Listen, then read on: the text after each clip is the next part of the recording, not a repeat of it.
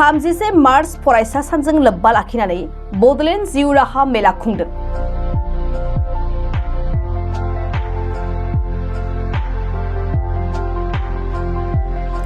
आसाम सरकारा बड'फा उपेन्द्रनाथ ब्रह्मनि जोनोम सान 30 मार्चखौ रायजोनाङैनो फरायसा सान महरै फालिनो बिथोन होनाय बायदियै बिटिसि सरकारनि सोलोंथाइ बिफाना बिटिआरनि बेन्दोंआव थानाय दरफ्रोमबो जिल्लायाव फरायसा सानजों लोब्बा लाखिनानै बड'लेण्ड जिउ राहा मेला खुंदों।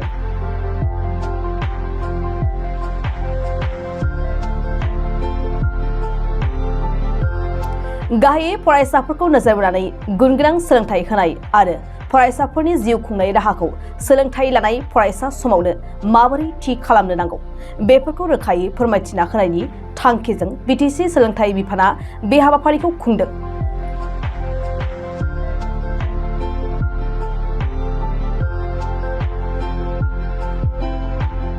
बिटिआरनि दाब दाब फरायसालिमाफोराव खुंनाय बादिनो तामुलपुर जिल्लानि तामुलपुर फरायसालिमायावबो बे बड'लेण्ड जिउ राहा मेलाखौ खुंनाय जायो। मिरु एबसुनि सोलोंथाइ नेहाथारि सोमावसार बसुमतारिया बे हाबाफारिखौ बेखेवनानै होयो आरो फरायसाफोरखौ थांखिनानै जिउ राहा दानायनि सायाव बिबुंथि होयो।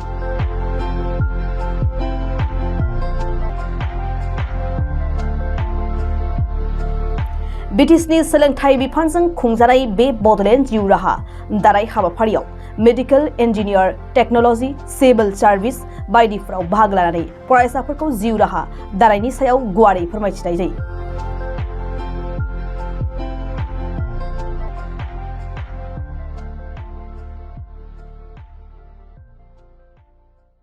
दिनै बिटिसि गभर्नमेन्टआ जि माने बड'लेण्ड केरियार मेला मोनसे हाबाफारि लादों आरो बेयावनो दुलाराय बर' फरायसा आफादखौ फरायसाफोरनि बाहागो लानायनि अनजिमाखौ बांहोनांगौनि थाखाय खावलायनायलाय जों दुलाराय बर' फरायसा आफादनिफ्राय जोङो दख'रा जिल्ला गासैबो जों बाहागो लाफादों फरायसाफोरखौ लाबोनायाव। मानोना जोंहा फरायसालिया दा बन्द' जानानै दङ बा थाखो 10 बा थाखो 12निया आनजाद जोबनानै न'आव दंहैजोबो।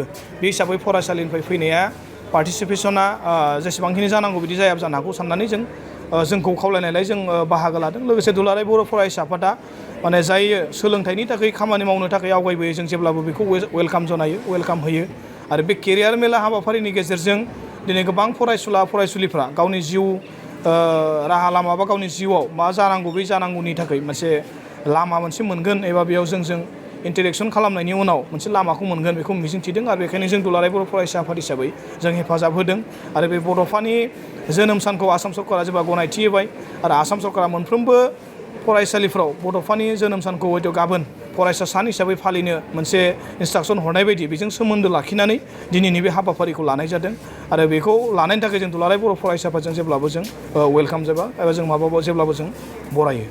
जोङो दिनै बेयाव फरायसा सासे मानसिनि केरियार एबा जिउ राहा दानायाव मा नांगौ जायो मा माजों जों जिउ राहाखौ दानो हायो बेनि सोमोन्दै बेयाव लादों। गुबैयै जोङो बेयाव साइन्स एन्ड टेक्न'लजिनि गेजेराव जों टेक्न'लजि पार्ट, मेडिकेल, बेजों लोगोसे सिभिल सार्भिस, डिफेन्स, बेनिफ्राय जों बिजनेस बा एग्रिकालसार आरो हिउमेनिटिस, बेजों लोगोसे जोंनि माखासे जिउआव बिजनेस बा जिखुनु जाया स्पर्ट्स बा ल' बेफोरबायदि आयदानि सायाव जोङो बेयाव केरियार मेला बेखौ लादों। बिनि सोमोन्दै जोंहा एक्सपार्टफोर बेयाव दङ।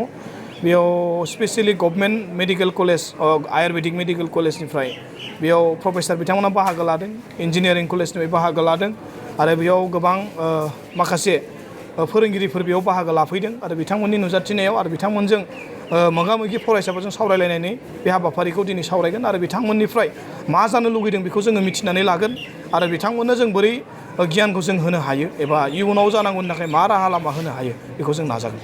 जोंनि टारगेटआ मोनफ्रोमबो सेन्टाराव 1,000 मोनबा जिल्लायाव 5,000। दा बेयाव क'क्राझाराव जोंहा नाराबारियाव थानाय जि गार्लस कलेज बेयाव हाबाफारिया जादों, बेयावबो 500 बिनि 1,000नि बारा जाबाय बिथांमोननाव आरो UN ब्रह्म कलेज काजलगाव बेयावबो जादों आरो बेजों लोगोसे मुसलपुर कलेज बेयावबो गोबां फरायसाफोरा बेयाव बाहागो लादों।